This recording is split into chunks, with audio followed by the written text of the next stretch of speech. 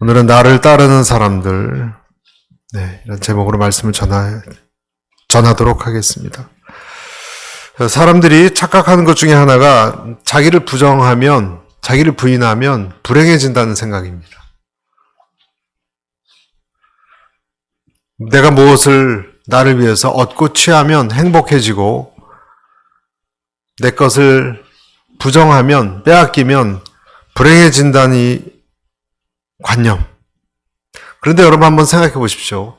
만약에 나를 부인하는 것이 나를 불행하게 만드는 것이라면 왜 처음부터 하나님이 그런 명령을 주셨을까요, 우리에게? 나쁜 것을 우리에게 왜 주셨을까요?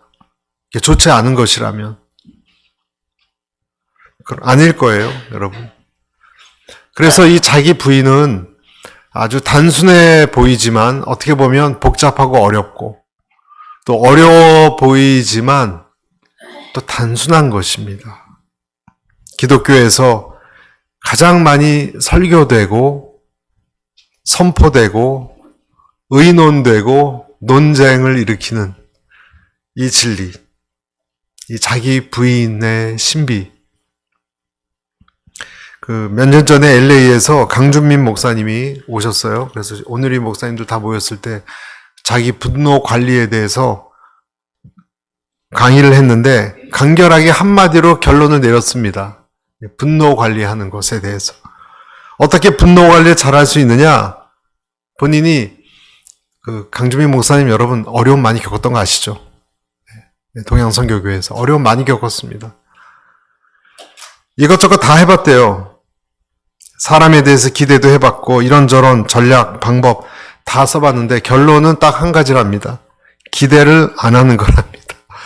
기대를 하지 않는 것. 너무 쉬운 답이죠. 기대를 하지 않으니까 편해지고 견딜 수 있고 감사와 은혜가 몰려오더라는 거예요. 그 전에 큐티책에 재미있는 예화가 하나 있었습니다. 어떤 사업하는 사람이 출장에 가서 호텔에 묵고 있었는데 사업적으로 너무 골치가 아프고 마음이 무겁고 고민이 많았습니다. 머리가 아팠습니다. 그런데 우연히 보니까 파리 한 마리가 호텔방에서 밖으로 나가려고 맹렬하게 돌진하고 있었어요. 그때마다 창문에 부딪혀서 튕겨나가고 또 창문에 부딪혀서 튕겨나가고 하여간 계속 그러는 거예요. 근데 바로 옆에 현관문이 활짝 열려 있었는데 속으로 이제 웃으면서 생각했다는 거예요. 이 파리가 방향만 조금 탁 바꿔서 10초만 날아가면 밖으로 그냥 갈 수 있는데 그것도 못하고 머리 부딪혀서 죽게 생겼구나. 한심한 파리야. 근데 그 순간에 자기 똑같은 어리석인 모습이 생각이 났다라는 거예요. 내 고집만 부리다가는 나도 저 파리처럼 이대로 머리가 깨져서 죽겠구나. 그래서 지금까지 자기가 인생을 살아온 패턴, 방식을 내가 바꿔볼 생각 않고 내 고집대로 앞으로만 돌진하면 된다라고 몸부림을 쳤구나. 그런 생각을 했대요. 여러분 저도 어느 날 부부 갈등이, 부부싸움 여러분 잘 하거든요. 저희도. 하루 종일 감정이 좀 안 좋았는데 갑자기 하나님이 그런 마음을 제 안에 넣어주셨어요. 아이고 너의 그 생각을 바꿔라. 네 생각을 바꿔라. 고민할 거 하나도 없다. 그냥 네가 팍 자존심 꺾고 죽으면 된다. 아멘. 에베소서 4장 22절에 이런 말씀이 있습니다. 너희는 유혹의 욕심을 따라 썩어가는 구습을 따른 옛 사람을 벗어버리고. 자기를 꺾는 것도 여러분 자기 부인이죠. 그렇죠? 자기를 부인하는 것, 도대체 그것은 어떡하란 말인가? 무슨 뜻인가? 한마디로 모든 것이 내 고집대로, 아까 그 파리처럼, 그 사업가처럼 내 위주로 돌아가야 맞다 라는 생각을 바꾸는 거예요. 반성하는 거예요. 그런데 우리가 그것이 잘 되지 않죠. 아직도 자기 부인이 안 되는 사람을 만나고, 내 자신도 그렇습니다. 여러분, 자기 부인이 안 되는 사람은 어떤 특징이 있을까요? 몇 가지가 있어요, 여러분. 첫째, 대화를 할 때 화제가 늘 자기 중심입니다. 어떤 사람의 얘기해 보면 늘 자기 얘기만 하는 사람이 있어요. 그렇죠? 듣다 보면 내가 말할 기회를 잘 안 줘요.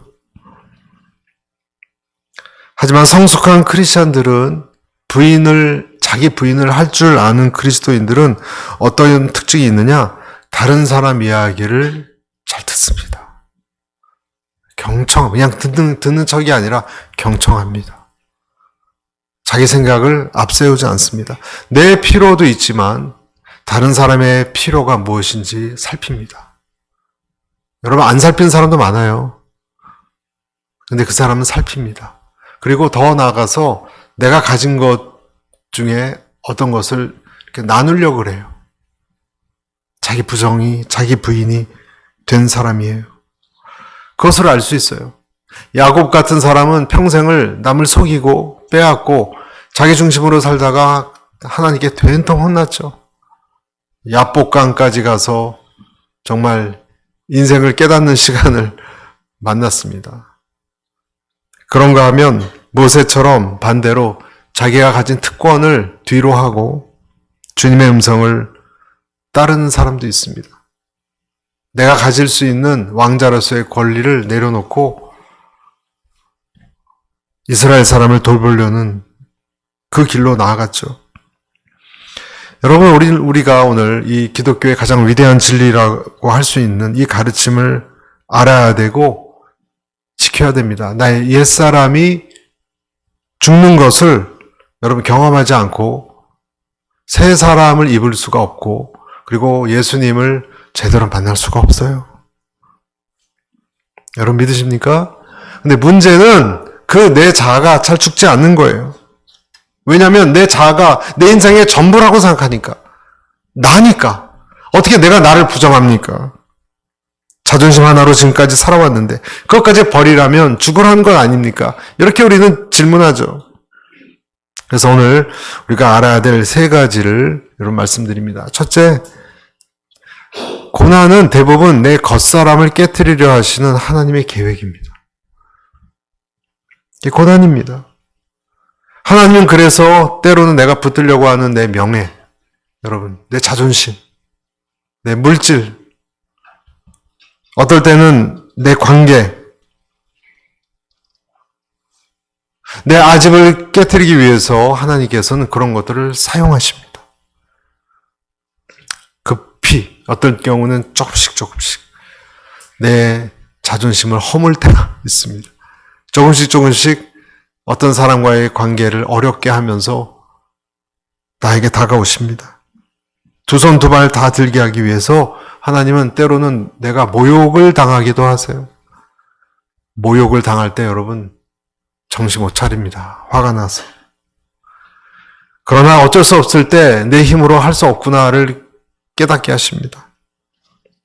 여러 가지 그 외에 고뇌들이 있죠. 특히 자식 문제. 여러분 자식 문제 내 힘으로 할 수 있습니까? 머리가 다 컸는데요. 어쩔 수 없어요, 여러분. 어쩔 수 없는 게 더 많아요. 그러면서 내 자신을 하나님 앞에 드리는 거예요. 변화될 때까지. 내가 그래서 완전히 내 겉껍질이 깨질 때까지 이런 문제는 해결되지 않습니다. 크리스찬이 됐는데도요, 해결되지 않습니다. 사도 바울 같은 사람은 육체에 어려움이 있었습니다. 육체에 가시라고도 표현되어 있는데 무슨 병이었는지 알 길이 없어요. 하지만 사도 바울은 이것 때문에 고통 많이 받았습니다. 고린도 후서 12장 8절 9절에 얼마나 기도했는지 아세요? 이것이 내게 떠나가기 위하여 내가 3번 주께 간구하였더니 나에게 이르시기를, 같이 읽습니다. 내 은혜가 내게 족하도다. 이는 내 능력이 약한 데서 온전하여 짐이라 하신지라. 그러므로 도리어 크게 기뻐함으로 나의 여러 약한 것들에 대하여 자랑하리니 이는 그리스도의 능력이 내게 머물게 하려 함이라. 그렇게 헌신한 사람이 됐고 이제 그 율법을 그만두고 예수님 중심으로 살아가는 길가에서 만났잖아요, 여러분. 사도 바울이. 그런 사람이 됐어요. 충성되고 헌신되고 잘 가르치고 귀신도 쫓아내고 병도 고치고 그런 사람이 됐는데 그에게 이것이 무슨 병인지 어떤 사람은 간질병이라고 하고 여러분 간질병이 있으면 이렇게 연설하다가도 그냥 넘어져서 막 몸 굴르는 거예요. 거품 나오고 모습도 추합니다, 여러분. 그 모습이. 근데 그걸 왜 안 고쳐주죠, 하나님이? 잘 이해가 안 가요. 눈에 안질이라고 말하는 사람도 있고 어떤 사람 눈에 안질이라 그래서 작은 글씨를 못 보고 글 쓸 때마다 힘들어서 옆에서 이렇게 불러줘야 됐대요. 여러분 기도해 주세요. 저도 이번에 검진 받았더니 녹내장이라 그러더라고요. 녹내장 초기라고 얘기했는데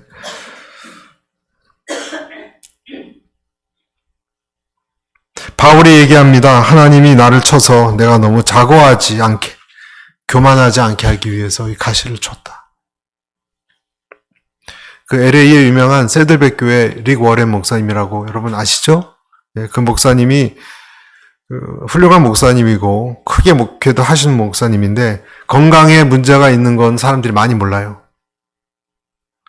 태어날 때부터 뇌에 기능에 이상이 있어서 아드레날린이 잘 분비되지 않는 그런 병이 있었습니다. 때때로 이것이 분비되지 않으면 막 떨리게 되고 갑자기 기절하고 몸이 아픈 통증이 다가온다 그래요. 그거 참고서 설교를 해야 됐대요. 어떨 땐 설교하다가 기절하는 때도 있었대요. 그래서 예비된 설교자를 늘 옆에 넘어지면 대신 할 그런 사람을 준비해 놓고 설교할 정도였다고 그러고 어떨 땐 아드레날린 주사를 맞고 강단에 올라올 때도 있었다고 합니다. 하나님이 한 번 설교하는 것으로 족합니다. 이제 더 이상 못합니다. 그렇게 얘기할 때도 많았다고 합니다. 25년 동안 고쳐달라고 했는데 안 나아서 이제는 기도를 안 한다고 그래요. 300년 전에 미국의 데이빗 브레이너드라는 선교사가 있었어요, 여러분. 되게 유명한 그 아메리칸 인디언을 위해서 헌신한 분인데 병이 2개가 있었어요. 하나는 폐결핵, 아주 치명적인, 말 타고 가다가 각혈을 할 정도로. 또 하나는 우울증.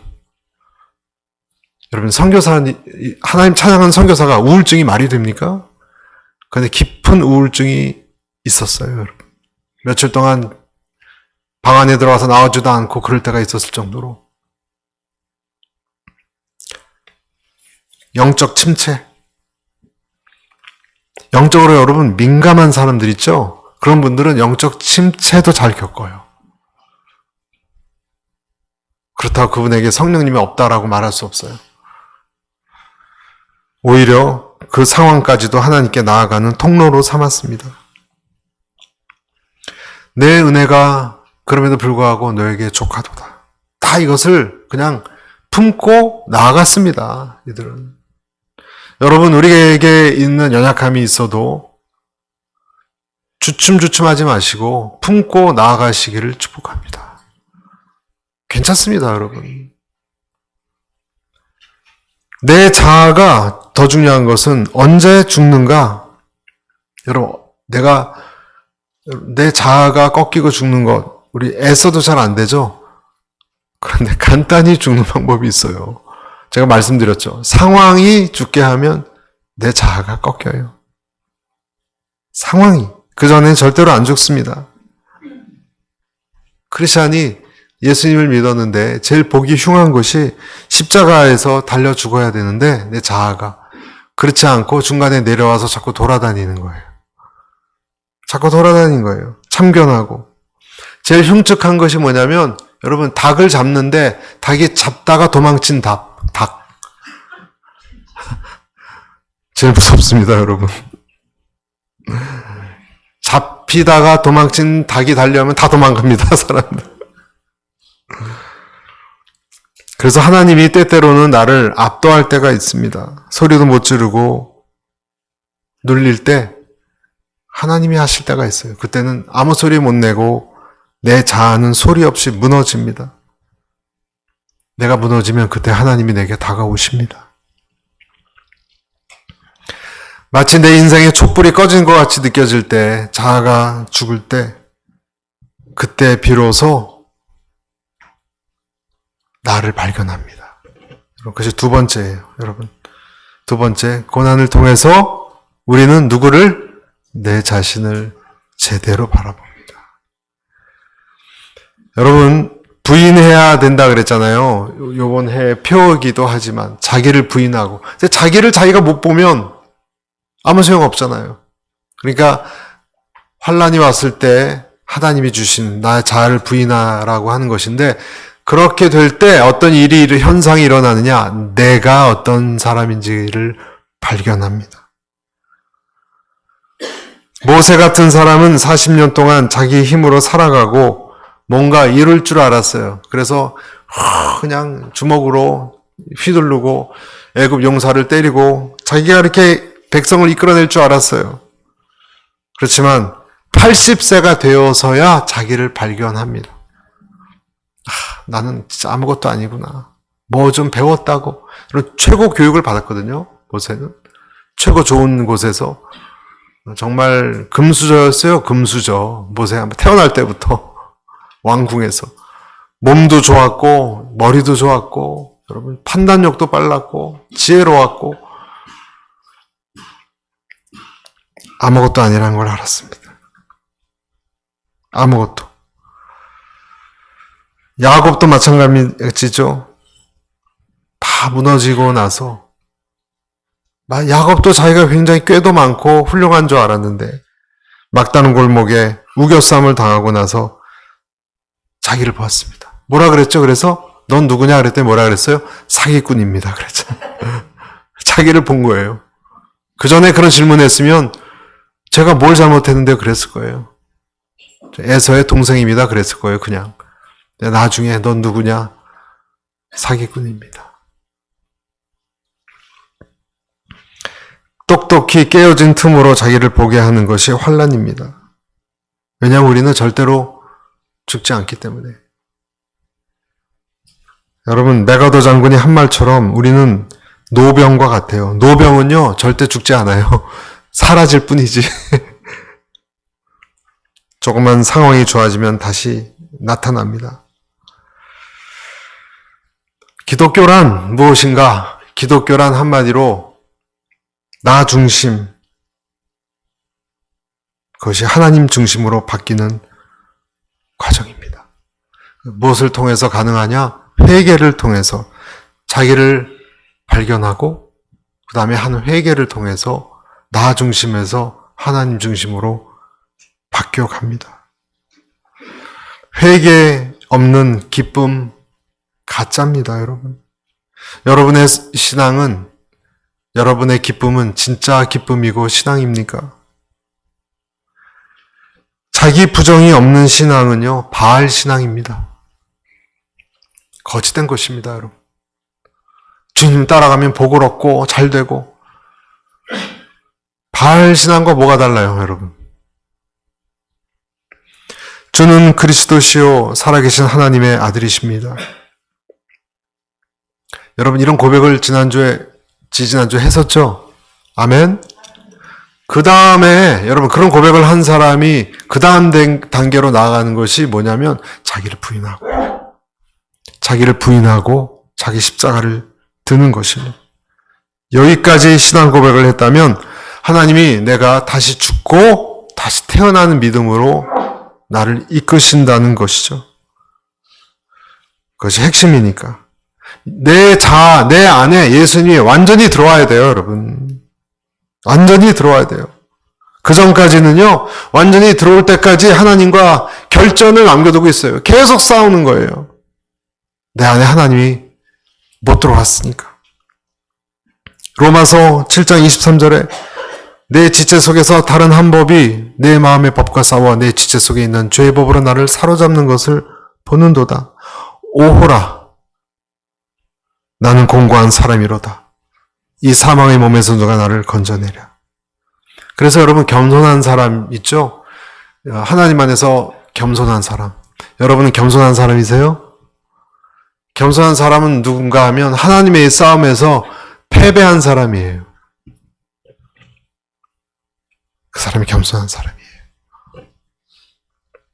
그 사람은 온유한 사람이라고 말하는 것입니다.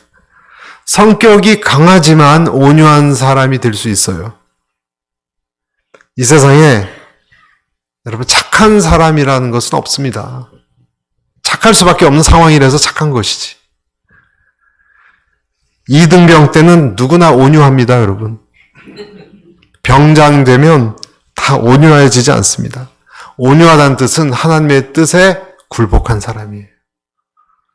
여러분, 주님의 뜻이 있다면 그 뜻에 굴복하게 되시기를 축복합니다. 어떤 사람은 그러면 이렇게 얘기합니다. 이런 거 저런 거 너무 힘들어요. 그냥 예수님 안에 깊이 들어가지 않고 대충 겉에서 겉돌며 살겠습니다. 너무 피곤합니다. 뭐 자기를 부인하고 어쩌고 그런 건 그렇게 그런 골치 아픈 기독교는 싫습니다. 옆에서 따라가겠습니다. 여러분, 합리적으로 말하는 태도 같죠? 그런데 문제는 뭐냐면요. 그것이 정말 가능하냐의 문제예요. 그것이 가능할까요? 오늘 24절에 보면 분명히 뭐라고 되어 있죠? 24절 앞부분에 누구든지 자기 생명을 구하려는 사람은 잃을 것이요. 이렇게 되어 있어요. 여러분, 기억해야 되는 것이 하나님의 사람이, 잘 들으세요. 하나님의 사람이 하나님 외에 다른 것을 통해서 생명을 얻거나 뭘 잘 되려고 나갈 때마다 더 큰 고통을 겪었다는 걸 아셔야 됩니다. 집 나가면 고생한다는 거예요. 집 나가면. 하나님의 사람이기 때문에. 기근이 왔을 때 이스라엘 밖으로 나갔다가 다 망한 집이 누구의 집이죠? 룻기예요, 룻기. 나오미는요, 나가면 안 됐어요, 사실은. 고통이 왔습니다. 모압 땅으로 가면 안 됐어요, 여러분.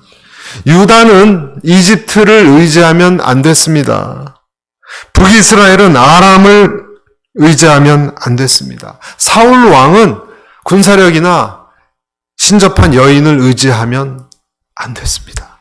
그러지 말았어야 했습니다. 하나님 밖으로 나가기 때문에 오히려 더 나쁜 귀신이 역사했어요, 사울 왕에게. 더 괴로워지고 더 고통스러워집니다. 환난은 나를 살피라는 하나님의 뜻이에요. 나를 바라보라는 뜻이에요. 야복강가에서 진퇴양난으로 하나님이 몰아간 이유는 무엇일까요? 아까 그랬잖아요. 넌 누구냐? 난 잘난 사람이에요, 저는.가 아니라 나는 사기꾼입니다. 내 이름을 고쳐주겠다. 이스라엘이라고 바꿔주셨죠. 깜깜한 어둠 속에 우리를 기도하게 하는 이유가 거기에 있는 것입니다. 한 알의 밀알이 떨어져서 땅속에 깊이 어두운 데 들어가서 죽어야지 많이, 자아가 깨어져야지 많이, 껍질이 있는데 너무 딱딱하거든요. 혼자 나올 수 없어요, 여러분. 속에 있는 것이. 땅속에 들어가서 깨질 때까지, 갇혀있을 때까지, 아무것도 안 일어난 때까지 시간이 기다려서 나중에 껍질이 깨져서 나올 때, 그때 생명이, 아름다운 모습이 그때 나오는 것입니다. 그래서 그 과정이 꼭 하나님 보시기에는 새싹이 나는 과정이 필요하다라고 말씀하시는 거예요. 그래서 여러분, 땅속에 깊이 들어가고 어둠 속에 있어도 자아가 다 무너지는 것 같아도 전 이렇게 말씀드릴 수 있어요, 여러분. 고난 속에서 여러분 안 죽습니다, 여러분. 걱정하지 말고 죽으세요, 여러분. 그래서 고린도후서 4장 11절 우리 산자가 항상 시작 예수를 위하여 죽음에 넘겨짐은 예수의 생명이 또한 우리 죽을 육체에 나타나게 하려 함이라. 죽지 않습니다. 죽을 것 같지만 오히려 죽어서 살아납니다. 그리고 거기서 뭔가 흘러나오면 깨어져서 이것이 사람의 마음을 적시고 상처를 적시고 사람들을 여러분 주변에 낳게 하는 일이 시작될 것입니다. 여러분 자신도 이미 낳았고. 여러분, 이것이 그리스도인의 비밀이에요. 이거 깨닫기가 사실은 설교만 들어서 무슨 말인지 몰라요, 여러분. 경험하면 알아요. 여러분, 저희 교인들 중에서도 이 과정을 겪은 분들이 많이 있습니다. 성숙한 용액이 나와요, 그에게는. 그리고 사람들을 적시는 어떤 것이 나와요. 언어도 달라지고 성품도 만인이 아닐지라도 변했습니다. 그렇지 않으면 이것을 알기만 하고 살아가는 것은 참 어렵습니다. 그런데 여러분, 제가 말씀드리죠. 그럴 때가 꼭 옵니다. 나를 변화시키는 때. 어떤 사람은, 목사님, 어떤 사람 아무렇지도 않게 잘 살아가는데 이런 과정이 꼭 굳이 필요한가요?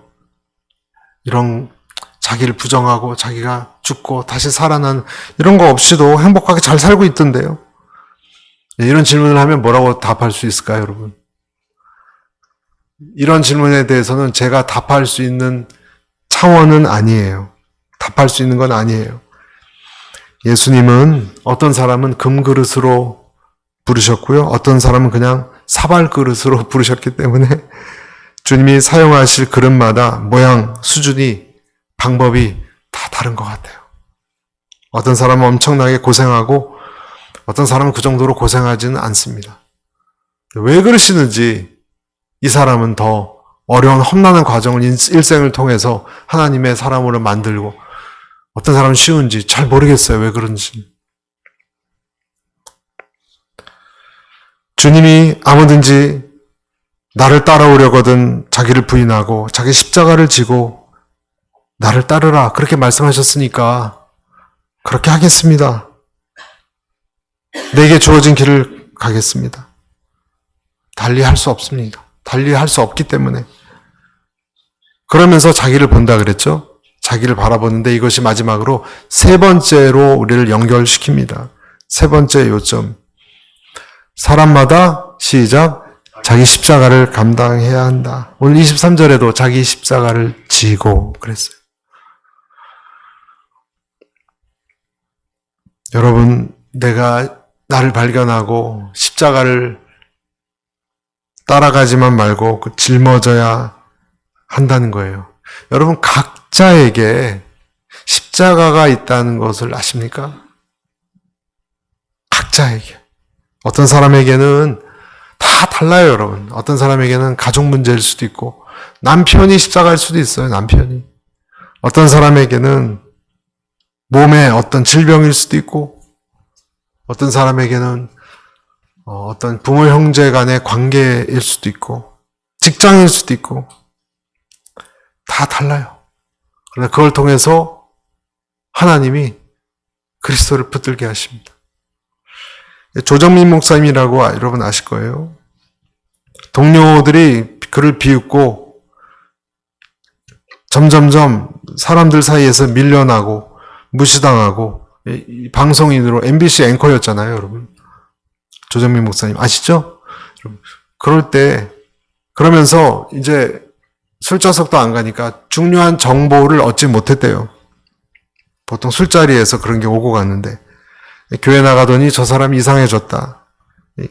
기자로서 저렇게 종교에 들어가고 바람직하지 않다. 무슨 중병에 걸려서 가족들 때문에 예수 믿게 된 게 아니냐. 그런 소문이 참 많았다고 합니다. 세상 문화 한복판에 있는 언론사에서 신앙인으로 살아간다는 것은 굉장히 힘들었대요. 무시당하고 어려웠다고 합니다. 3년 정도 지나니까 주변 사람들이 조금씩 인정해주기 시작했다고 합니다. 그리고 깨달았대요. 자기는 이 세상 사람들하고 똑같은 기준으로 이제는 살아갈 수 없구나. 그리고 그때부터 마음이 그렇게 편해졌다고 합니다. 자기에게 있는 십자가를 받아들이기로 한 거예요. 여러분, 하나님께서는 그리스도를 따르면서 그냥 자유로운 몸이 아니라 우리에게 각자 짊어져야 할 십자가를 하나씩 주셨어요.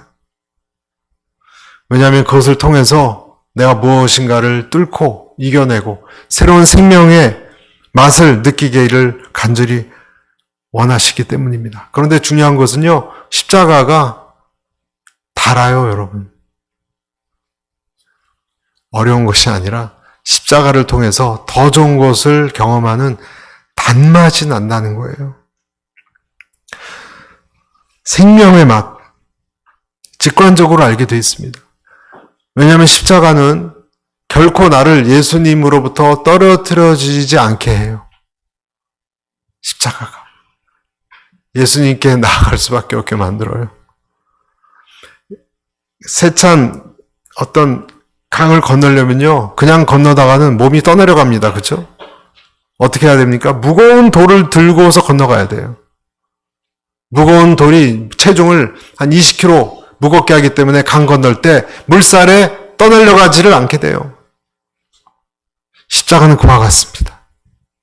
내가 주님에게 붙어 있고 주님으로부터 드리프트, 떨어져 나가지 않게 하기 위해서 나에게 연약함을, 아픔을, 어려움을 때로는 주셨던 거예요. 여러분, 신방을 하거나 이야기를 나눠보면 우리 성도들 중에서도 숱한 고난을 헤쳐온 분들이 많이 있습니다. 어려운 시절에 한국에서 미국으로 건너오시고, 또 추운 알래스카에 사시고, 또 가정 문제, 부부 간의 문제, 자식 문제로 엄청난 고통이 많이 있었죠. 제가 다 상상하기도 어려운 시절들을 겪으셨습니다. 저 역시 개인적으로 여러분 말씀을 못 드렸을 뿐이지 숱한 고난이 있었습니다. 저도. 여러분보다 덜하겠지만 힘든 직장 상사를 만나게 하셨고 야곱 기질이 있는 상관들 만나게 여럿 하셨습니다. 또 어려운 교회 성도를 만나게도 하셨어요.